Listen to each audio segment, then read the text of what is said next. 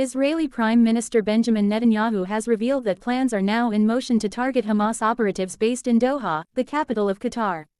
This announcement came just a day after a deadly attack in Jerusalem on Monday, which Israel has attributed to the Palestinian militant group. The move marks a significant escalation in Israel's regional strategy and indicates a potential widening of the conflict beyond the borders of Gaza.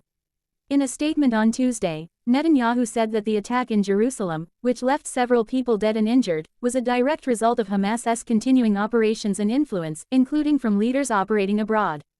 He stressed that Israel would not only go after Hamas fighters in Gaza but would also extend its reach to those orchestrating or funding terror from other countries, specifically naming Doha as a current hub for Hamas leadership. Hamas's political wing has long had a presence in Doha, where some of its top leaders, including Ismail Haniyeh, have been residing.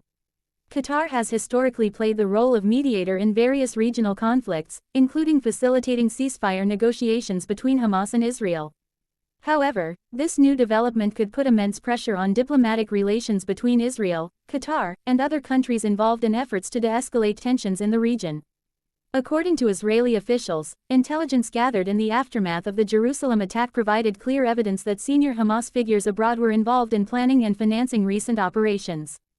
Netanyahu stated that the terror machine does not operate only in Gaza but is coordinated at a global level, and he emphasized that Israel's military and intelligence agencies have been instructed to prepare for broader action. The announcement has sparked serious concern internationally. Analysts warn that any direct Israeli action in Doha could draw a sharp response from Qatar, and potentially from other countries in the Gulf. It may also disrupt fragile diplomatic efforts aimed at resolving or containing the current Israel-Hamas war, which has already claimed tens of thousands of lives, most of them Palestinian civilians in Gaza. Meanwhile, Qatari officials have not issued a formal response to Netanyahu's statement. However, sources close to the government suggest that any foreign military activity on Qatari soil would be seen as a violation of sovereignty and could have serious consequences for regional security. Inside Israel, public sentiment remains tense. The attack in Jerusalem has reignited calls from some political factions for harsher and more expansive military operations, not just within Palestinian territories but also abroad.